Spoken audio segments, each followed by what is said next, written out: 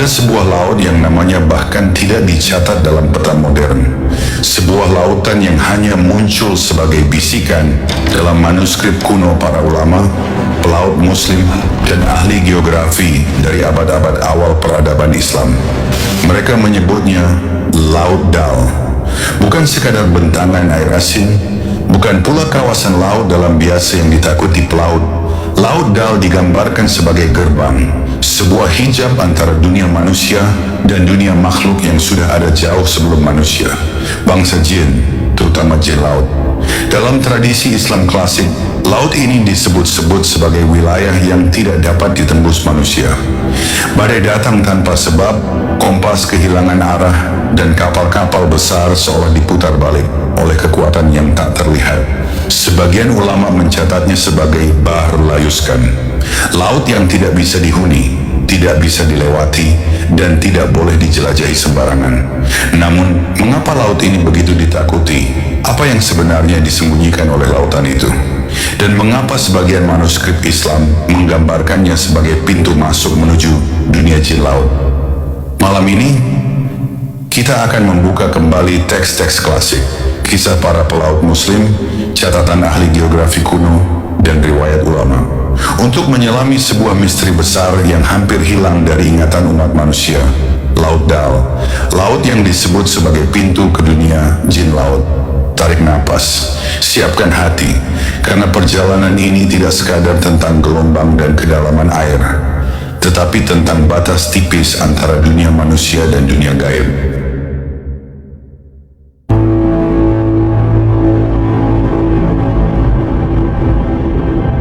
Sejak awal peradaban Islam, para ulama dan ahli geografi muslim telah menuliskan banyak hal tentang dunia yang belum disentuh manusia. Mereka merekam gunung-gunung asing, gurun tak berpenghuni, hutan hitam, hingga lautan yang begitu luas dan berbahaya. Namun di antara semua catatan itu, ada satu istilah yang jauh lebih misterius dari lainnya. Sebuah nama lautan yang tidak muncul dalam peta modern, tidak disebut dalam atlas, dan tidak diketahui lokasi pastinya hingga hari ini.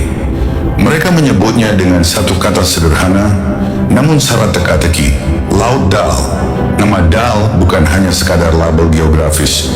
Dalam literatur Islam klasik, kata ini muncul dalam konteks yang sangat berbeda dari laut-laut biasa. Para penulis kuno menggambarkannya sebagai laut yang tidak bisa dihuni, tidak pernah tenang, dan bahkan tidak boleh dimasuki oleh manusia. Salah satu sumber paling awal yang menyinggung fenomena misterius ini berasal dari catatan para geograf muslim seperti Al-Mas'udi dalam karya monumentalnya Muruj Az-Zahab, lalu Al-Idrisi, sang pembuat peta dunia untuk Raja Roger de Dibourg di Sisilia, serta tulisan Zakaria Al-Qazwini, seorang ilmuwan dan penulis fenomena alam pada abad ke-13. Mereka mungkin menggunakan istilah berbeda, tetapi pola ceritanya konsisten. Ada satu wilayah laut yang digambarkan sebagai batas terakhir dunia manusia. Dalam manuskrip tertentu, Al-Mas'udi pernah menulis tentang sebuah laut yang setiap kapal yang mencoba menembus batasnya akan terombang-ambing hingga kembali ke arah asal, seolah-olah laut itu memiliki kehendak sendiri. Para sejarawan modern menduga bahwa deskripsi tersebut merujuk pada Laut Dal, sementara Al-Idrisi dalam atlas fenomenalnya Nuzhat Al-Mushtaq menyebut samudra yang penuh pusaran, kabut tebal, dan angin panas yang keluar dari permukaan laut. Ia menggambarkan wilayah itu sebagai daerah yang tidak cocok bagi manusia, namun dihuni makhluk-makhluk air yang tidak diketahui wujudnya. Ia berhenti pada batas tertentu dan tidak memberikan detail lebih jauh, seolah ada rahasia yang sengaja tidak dilanjutkan. Qazwini dengan gaya penulisan yang lebih simbolis menjelaskan fenomena laut yang menjadi tempat tinggal makhluk dari bangsa selain manusia dan hewan. Ia menceritakan adanya dunia di bawah dunia air dihuni oleh makhluk yang dapat bergerak antara dimensi yang berbeda, Para peneliti tafsir kemudian mencoba menghubungkan tulisan ini dengan konsep dunia jin laut dalam Islam. Ketika kita mengumpulkan semua potongan ini, gambaran yang muncul menjadi semakin jelas. Para cendekiawan Muslim klasik memahami bahwa ada satu wilayah laut yang bukan hanya sulit ditempuh, tetapi mungkin memang tidak ditujukan untuk manusia. Sebagian menyebutnya sebagai laut terlarang. Sebagian lain menyebutnya dengan istilah metaforis. Namun garis merahnya tetap sama. Ada lautan yang menjadi gerbang menuju dunia makhluk halus, terutama bangsa jin. Lalu, bagaimana nama Dal muncul? Menurut sebagian peneliti modern yang mengkaji manuskrip Arab abad pertengahan, istilah Dal diduga berasal dari huruf Arab D, yang dalam bahasa simbolik para ulama kadang digunakan sebagai singkatan untuk dalam, dahsyat, atau dalal, kerancuan atau kebingungan. Ini selaras dengan sifat laut itu yang dikatakan memusingkan para pelaut, membuat kompas tidak berfungsi, dan menyebabkan mereka tersesat tanpa arah. Di sisi lain, sebagian sejarawan Islam menganggap nama itu berasal dari istilah kuno yang telah hilang, mungkin terkait bahasa Arab Selatan atau bahasa pelaut Persia yang mewarnai budaya maritim Muslim.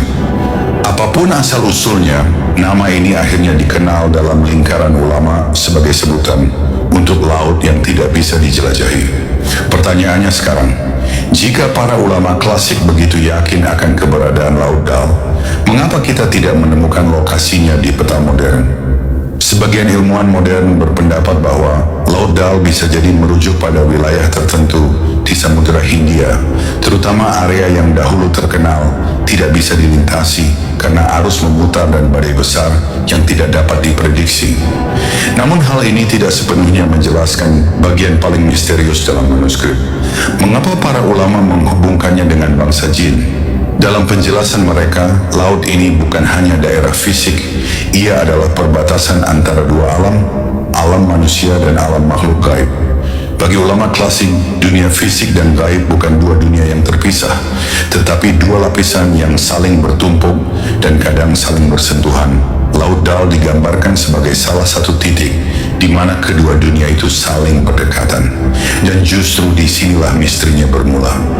Untuk memahami kenapa Laut Dal disebut sebagai pintu ke dunia jin laut, kita harus melihat lebih jauh ke dalam ayat-ayat Al-Quran, tafsir ulama, serta riwayat tentang makhluk penghuni kedalaman laut. Semua itu akan kita kupas di bab berikutnya.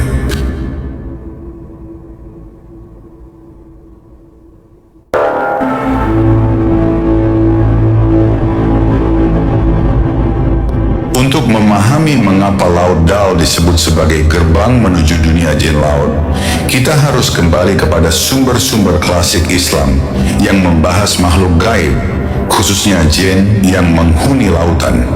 Meski pembahasan tentang jin biasanya lebih banyak terkait gurun, tempat sunyi, dan malam hari, literatur Islam sebenarnya mencatat satu hal yang jarang dibahas di era modern. Ada kelompok jin yang tinggal di laut, dan mereka berbeda dari jin yang hidup di daratan. Pembahasan ini muncul dalam tafsir, hadis, riwayat ulama, hingga kisah-kisah para pelaut Muslim. Semuanya memberikan potongan puzzle yang menjelaskan apa sebenarnya yang tinggal di Laut Dal.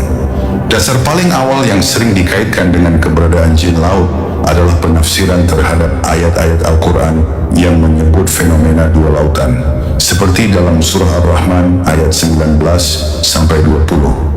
Dia membiarkan dua laut mengalir yang keduanya kemudian bertemu. Antara keduanya ada batas yang tidak dilampaui.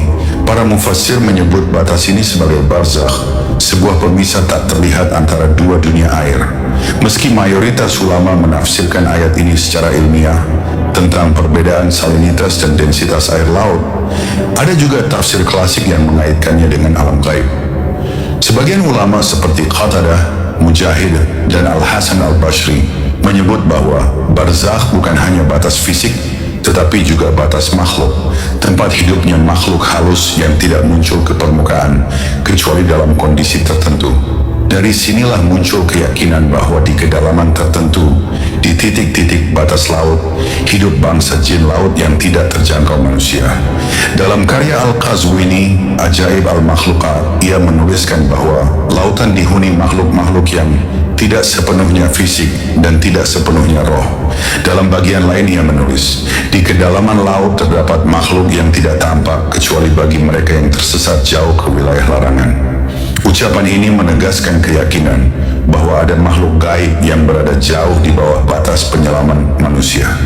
Sementara itu, ulama sufi seperti Ibnu Arabi menyebut lautan sebagai pintu antara alam syahadah dan alam gaib, tempat di mana makhluk gaib kadang muncul dalam bentuk cahaya, suara, atau bayangan. Riwayat-riwayat ini memberikan gambaran bahwa jin laut bukan sekadar legenda, tetapi bagian dari tradisi intelektual Islam. Islam mencatat bahwa Nabi Sulaiman alaihissalam memiliki kekuasaan atas para jin, termasuk yang hidup di laut. Dalam beberapa riwayat, diceritakan bahwa sebagian kelompok jin laut diberi tugas membawa barang-barang dari kedalaman yang tidak bisa dijangkau manusia. Ada sebuah riwayat yang jarang dibahas, bahwa Nabi Sulaiman pernah mengurung sekelompok jin laut yang membangkang di suatu tempat yang disebut Bahrul Mahjub, lautan yang terhijab. Beberapa ulama menduga bahwa istilah ini bisa saja merujuk pada Laut Dal.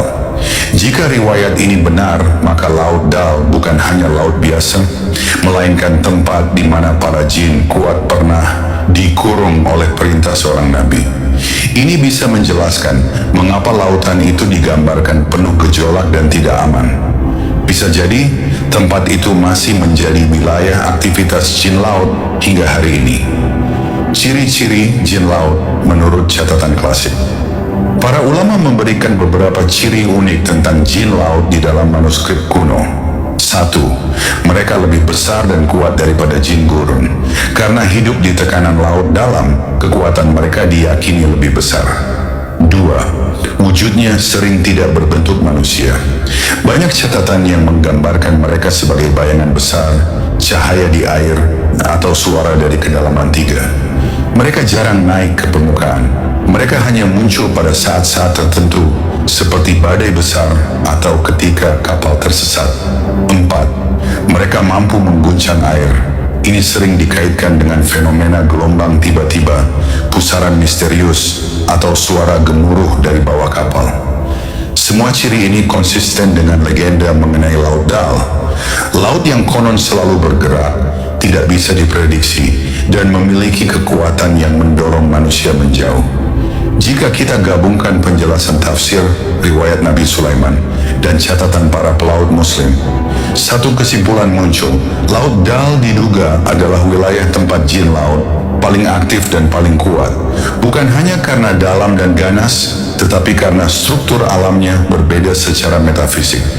Ia menjadi batas barzakh antara dunia manusia dan dunia mereka. Inilah mengapa ulama klasik menganggap Laut Dal sebagai pintu ke dunia jin laut, sebuah tempat yang tidak boleh dijelajahi tanpa perlindungan, tanpa ilmu, dan tanpa izin Allah. Apa yang terjadi jika manusia nekat menembus batas itu?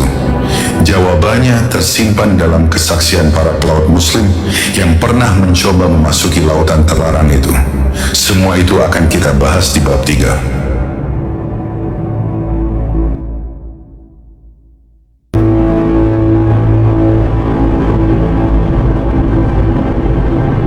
Sejak abad ke-9, para pelaut muslim telah menjelajahi Samudra Hindia, Laut Arab, Teluk Persia, hingga pesisir Afrika Timur. Mereka dikenal sebagai pelaut pemberani, ahli membaca angin, muson, rasi bintang, dan arus laut.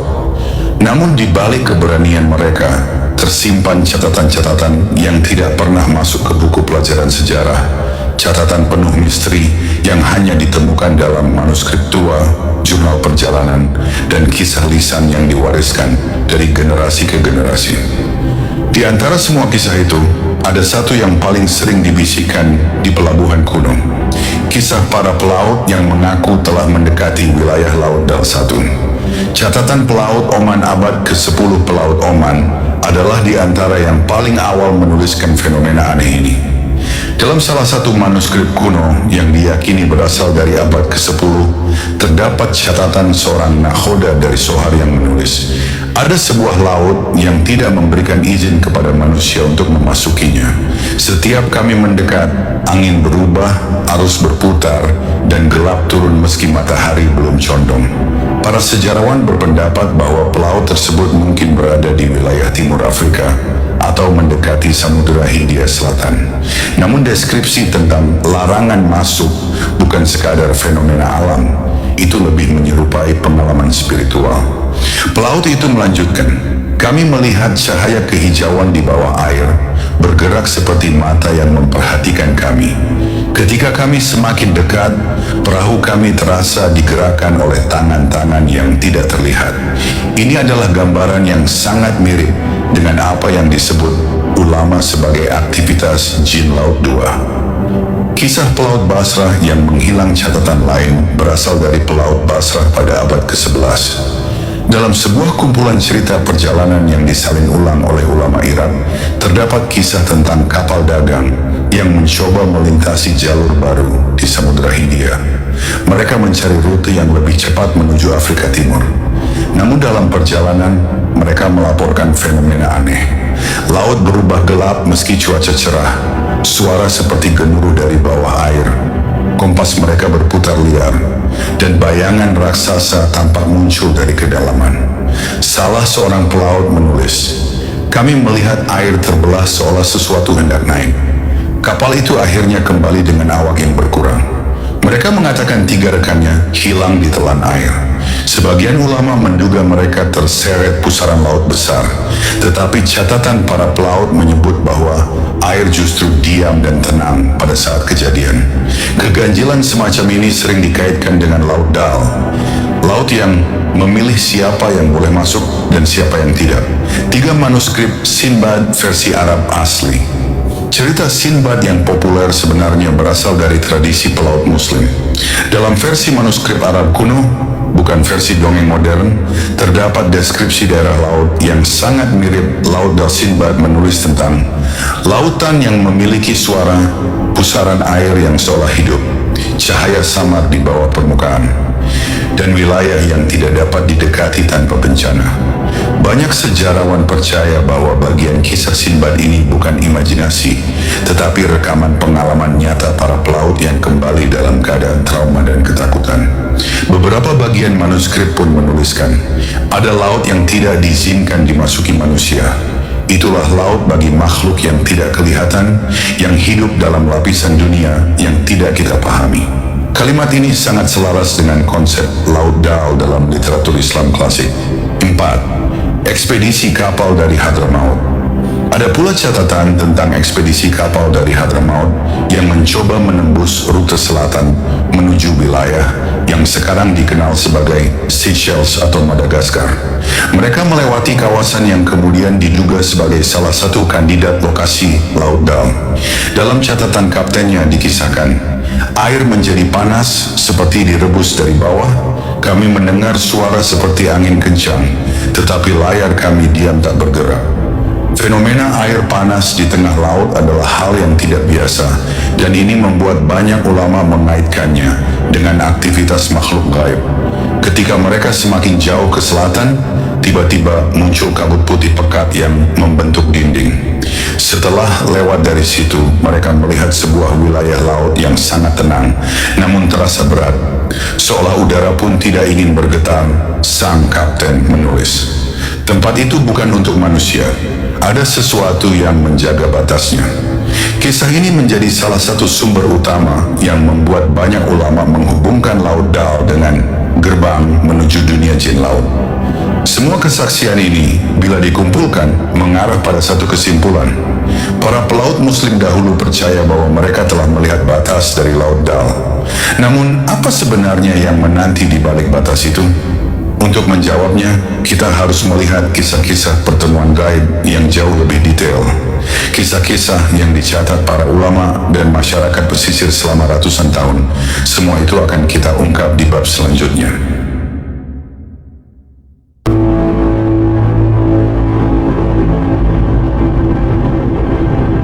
Jika Jika catatan para pelaut muslim menggambarkan batas-batas Laut Dal sebagai wilayah terlarang, maka kisah-kisah masyarakat pesisir dan ulama klasik memberi kita gambaran lebih dalam tentang apa atau siapa yang sebenarnya berdiam di balik batas itu. Catatan ini bukan dongeng rakyat biasa. Banyak di antaranya ditulis oleh ulama, qadhi, dan ahli hadis yang dikenal berhati-hati dalam meriwayatkan sesuatu. Dari Timur Tengah, Afrika Timur, hingga pesisir India, riwayat tentang pertemuan gaib di lautan memiliki pola yang sama. Seolah mereka semua merujuk ke sumber yang sama, wilayah yang disebut ulama sebagai Laut Dal. Dalam salah satu kumpulan kisah yang dikumpulkan oleh ulama Hadramaut, pada abad ke-14 terdapat satu riwayat unik tentang seorang alim yang tinggal di daerah pelabuhan kuno Syihir. Ia dikenal sering bermunajat di malam hari di tepi laut. Suatu malam, ketika angin sangat tenang dan bulan memantul jelas di air, ia mendengar suara bergema dari dalam laut. Bukan suara paus, bukan suara gelombang. Suaranya terdengar seperti bacaan, tetapi dalam bahasa yang tak dikenal. Ulama itu menulis, "Aku mendengar suara seperti manusia membaca sesuatu yang panjang, tetapi bukan bahasa Arab dan bukan bahasa manusia." Ketika ia mencoba mendekat ke tepi air, suara itu berhenti seketika. Lalu permukaan laut bergemuruh perlahan, seolah sesuatu yang besar bergerak menjauh. Ia kemudian berkisah kepada gurunya, dan gurunya berkata, "Itu adalah bacaan makhluk laut dari bangsa jin. Mereka memiliki bahasa dan ibadah mereka sendiri, dan mereka tidak ingin manusia mendekati wilayahnya." Kisah ini kemudian dikaitkan oleh para ahli sejarah Yaman dengan wilayah Laut Selatan yang dipercaya sebagai bagian dari Laut Dal. Imam Al-Qurdi, ulama abad ke-15 yang tinggal di Mekah, pernah meriwayatkan kesaksian para pelaut Hijaz yang pulang dari rute Yaman Zanzibar. Menurut mereka, ada suatu malam ketika laut tiba-tiba menjadi hening, bahkan angin pun seperti berhenti. Di tengah keheningan itu, muncul sebuah bayangan tinggi dari kejauhan, berdiri tegak di atas permukaan air. Tingginya digambarkan setinggi tiang kapal besar. Pelaut-pelaut itu ketakutan dan menyalakan lentera, namun bayangan itu tidak bergerak mendekat atau menjauh. Mereka mengaku melihat dua cahaya seperti mata, gerakan kecil di sekitar kakinya, dan suara rendah seperti gema dari perut bumi. Ketika mereka mulai membaca ayat-ayat Al-Quran, bayangan itu perlahan menghilang. Bukan tenggelam, tetapi seperti memudar. Imam Al-Qurdi menulis, menurut sebagian ulama, itu adalah makhluk dari bangsa jin laut yang menjaga batas laut mereka. Riwayat ini dianggap sebagai salah satu bukti bahwa para pelaut muslim dahulu percaya makhluk gaib benar-benar muncul di permukaan laut. Di pesisir Gujarat, India, terdapat kisah tua tentang kapal muslim yang menuju Hadramaut. Dalam perjalanan, mereka melewati daerah lautan yang sangat tenang. Tiba-tiba cahaya kehijauan muncul mengelilingi kapal, bukan dari atas, melainkan dari bawah. Awak kapal meyakini cahaya itu adalah mata makhluk besar, karena cahaya itu bergerak mengikuti kapal selama hampir 1 jam. Salah satu pelaut berkata, "Kami mendengar suara seperti nafas panjang. Air bergetar tetapi tidak berbuih." Ketika kapal mereka berbelok untuk menjauhi area itu, cahaya tersebut menghilang. Menurut catatan sejarah Gujarat, para pelaut menyebut area itu Laut Makhluk Penjaga, yang sangat mirip dengan gambaran Laut Dal. Masyarakat pesisir Oman dan Hadramaut memiliki cerita turun-temurun tentang makhluk yang muncul hanya pada malam tertentu. Mereka menyebutnya Sa'akin al-Ma'a, penghuni air. Deskripsinya, tubuhnya tinggi, mata besar yang bercahaya, kulit seperti sisik halus, dan suaranya seperti gema jauh. Beberapa penduduk mengaku bahwa makhluk itu pernah muncul saat badai, berdiri di batu karang, memperhatikan kapal-kapal yang terombang-ambing. Ketika mereka mendekat, makhluk itu langsung melompat ke laut tanpa suara. Ulama setempat mengatakan, mereka adalah jin laut yang keluar untuk memperingatkan manusia agar tidak mendekat ke laut terlarang. Jika kita menyatukan kisah ulama Yaman, pelaut Hijaz, pelaut Gujarat, dan masyarakat Oman semuanya mengarah pada satu pola identik. Munculnya makhluk tinggi, suara dari dalam laut, cahaya dari kedalaman, hilangnya angin dan gerakan air, dan perasaan diawasi oleh sesuatu yang tidak terlihat. Semua fenomena itu mengarah pada satu kesimpulan. Ada bagian lautan yang bukan sekadar lautan, melainkan wilayah makhluk gaib yang tidak hidup berdampingan dengan manusia.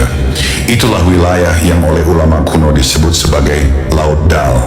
Namun misteri terbesar belum terjawab. Jika Laut Dal memang pernah ada, mengapa ia tidak muncul dalam peta modern? Jawaban itu menunggu di bab selanjutnya.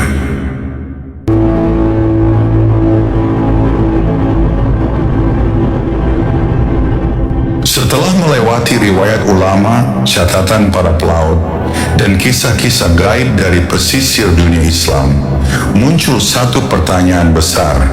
Jika Laut Dal benar-benar ada, mengapa ia tidak muncul dalam peta modern? Mengapa atlas global tidak mencatat satupun wilayah laut bernama Dal? Dan yang lebih penting, jika laut itu adalah pintu ke dunia jin laut, apakah mungkin ia bukan sekadar lokasi fisik? Untuk menjawab ini, kita harus menggabungkan sejarah, geografi kuno, dan fenomena laut yang jarang dibahas ilmuwan modern. Peta dunia Islam tidak sama dengan peta modern. Penting untuk dipahami bahwa peta dunia abad pertengahan, termasuk karya Al-Idrisi, Al-Mas'udi, dan Ibn Hawqal, tidak dibuat dengan standar geografis modern. Mereka menggunakan laporan pelaut, cerita lisan, kondisi alam, dan fenomena gaib sebagai bagian dari rute navigasi. Dalam konteks ini, Laut Dal bisa saja bukan nama resmi sebuah perairan, tetapi nama simbolik untuk wilayah yang dianggap tidak dapat dimasuki. Seperti halnya kaum Viking menyebut satu wilayah laut sebagai Laut Ular Dunia, atau pelaut Yunani kuno menyebut Samudera Atlantik sebagai Laut Kegelapan. Dalam tradisi Islam, istilah yang dipakai lebih metafisik. Bahar Mahjub, laut yang terhijab, Bahrul Zulumat, laut kegelapan, atau Laut Dal. Banyak kemungkinan bahwa lautan ini tidak hilang, tetapi nama dan maknanya yang hilang. Kemungkinan lokasi Laut Dal dalam geografi modern. Beberapa akademisi muslim modern mencoba menelusuri lokasi yang paling cocok dengan deskripsi ulama klasik. Hasilnya, ada 3 kandidat besar. 1. Samudra Hindia bagian selatan, sekitar Mascarenhas Basin. Wilayah ini terkenal sangat dalam, penuh pusaran, dan memiliki aktivitas tektonik yang kuat. Banyak kapal modern pun menghindari rute ini. Fenomena yang dilaporkan pelaut muslim, kabut pekat, air panas, arus berbalik, semuanya cocok dengan karakteristik Mascarenhas Plateau. 2. Laut Arab Selatan, dekat perairan Socotra, sudah dikenal sebagai pulau penuh misteri sejak era Nabi Sulaiman, bahkan dikaitkan dengan aktivitas jin dan makhluk gaib.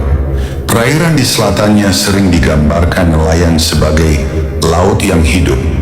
3. Segitiga Madagaskar, Seychelles, Oman. Beberapa fenomena aneh tercatat di wilayah ini. Cahaya hijau bawah laut, air bergetar tanpa angin, arus menolak kapal, hilangnya beberapa kapal kecil tanpa jejak. Wilayah ini dianggap paling mungkin menjadi kandidat Laut Dal. Namun apakah salah satu dari titik ini benar-benar menjadi pintu ke dunia jin?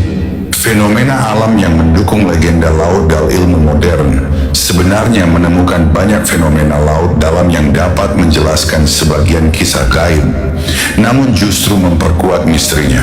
1. Deep Sea Brine Pools, kolam air asin super pekat di dasar laut yang tidak dapat dimasuki makhluk hidup biasa.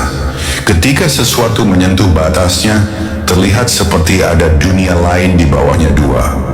Hydrothermal vents, lubang di bawah laut yang mengeluarkan air panas mendidih. menyebabkan permukaan laut memanas tanpa badai, sama seperti laporan pelaut Hadramaut 3. Shadow zones, zona gelap total di laut dalam yang menyerap cahaya dari permukaan terlihat seperti bayangan raksasa bergerak.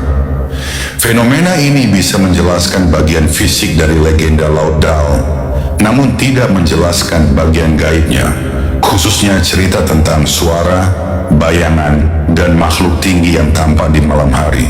Kemungkinan Laut Dal bukan hanya fisik tetapi barzakh. Sebagian ulama kontemporer meyakini bahwa Laut Dal tidak sekadar wilayah geografis. Ia adalah barzakh, batas antara alam manusia dan alam jin. Dalam konsep Islam, barzakh tidak selalu berbentuk dinding atau ruang tertentu. Ia bisa berupa tempat yang gelap, lokasi yang sunyi, pegunungan tertentu, atau lautan yang sangat dalam.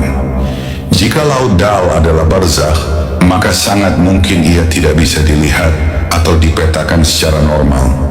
Ia hanya dapat dirasakan oleh manusia tertentu, pelaut yang tersesat, ulama yang mendekati wilayah gaib, atau nelayan yang melewati perbatasan tak terlihat. Mengapa Laut Dal tidak diakui ilmu modern? Jawabannya sederhana. Ilmu modern tidak mengakui sesuatu yang tidak dapat diukur. Sementara dalam tradisi Islam, tidak semua yang ada dapat diukur, tidak semua yang hidup dapat dilihat, dan tidak semua dunia berada dalam satu dimensi. Laut Dal mungkin tidak bisa ditemukan dalam GPS atau satelit, tetapi ia hidup dalam catatan para ulama, riwayat pelaut, dan ingatan masyarakat pesisir selama ratusan tahun. Ini menandakan satu hal. Laut Dal bukan hilang, ia hanya tersembunyi. Entah karena Allah menutupi lokasinya, atau karena laut itu memang berada di antara dua alam, dan hanya menampakkan diri ketika seseorang tanpa sengaja melewati batasnya.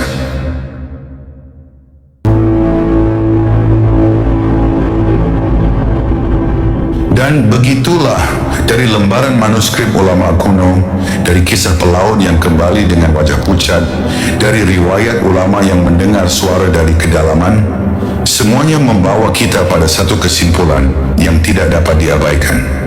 Laut Dal mungkin bukan sekadar tempat, tetapi sebuah batas, sebuah gerbang, sebuah wilayah yang Allah letakkan sebagai tanda bahwa manusia tidak menguasai segalanya.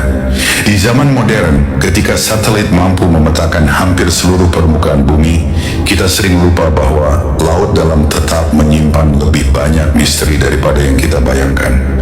Ilmuwan hanya mampu meneliti kurang dari 10%, kedalaman laut sisa 90% adalah dunia gelap yang tidak diketahui. Tempat di mana riwayat ulama tentang jin laut masih terasa masuk akal. Para pelaut muslim dulu bukan orang-orang yang mudah percaya takhayul. Mereka adalah navigator, ahli astronomi, penghafal angin dan rasi bintang. Jika mereka mengaku melihat cahaya dari bawah laut, jika mereka menulis bahwa ada bagian laut yang menolak manusia, jika mereka kembali dengan kisah tentang suara, bayangan, dan gerbang laut yang tidak dapat ditembus, maka kisah itu bukan sekadar legenda. Itu adalah pengalaman yang mereka rasakan dengan tubuh dan jiwa mereka. Dalam tradisi Islam, Allah telah mengabarkan bahwa makhluk selain manusia menempati bumi ini. Ada yang hidup di darat, ada yang hidup di udara, dan ada yang hidup di laut, di kedalaman yang tidak pernah kita jamah. Mungkin itulah sebabnya Laut Dal menjadi salah satu misteri terbesar dunia Islam. Tidak terlihat di peta, tidak diakui oleh sains, namun hidup dalam riwayat, hidup dalam ingatan, dan hidup dalam ketakutan para pelaut. Apakah Laut Dal benar-benar ada? Apakah ia masih tersembunyi di salah satu sudut Samudra Hindia? Ataukah ia adalah batas metafisik yang hanya dapat dijangkau oleh mereka yang tersesat atau dipanggil? Kita mungkin tidak pernah tahu. Namun satu hal pasti, manusia diberi ilmu hanya sedikit, dan laut dengan segala kedalamannya tetap menjadi salah satu tempat di bumi yang mengingatkan kita bahwa dunia tidak hanya terdiri dari apa yang kita lihat, Jika Laut Dal adalah pintu ke dunia jin laut, maka ia adalah salah satu dari sekian banyak rahasia Allah yang dibiarkan terbuka. Cukup untuk membuat manusia bertanya-tanya, namun tidak cukup untuk membuat manusia mampu menyingkapnya sepenuhnya. Sampai hari ini, misteri itu tetap hidup. Diceritakan dari pelaut ke pelaut, dari ulama ke muridnya, dari generasi ke generasi. Dan sekarang lewat video ini, misteri itu telah sampai kepada Anda. Apakah Anda percaya Laut Dal masih ada? Atau menurut Anda, laut itu hanya simbol dan kisah peringatan? Apapun jawabannya, satu hal yang pasti, laut menyimpan lebih banyak rahasia daripada yang mampu dijelaskan manusia. Terima kasih telah mengikuti perjalanan panjang ini.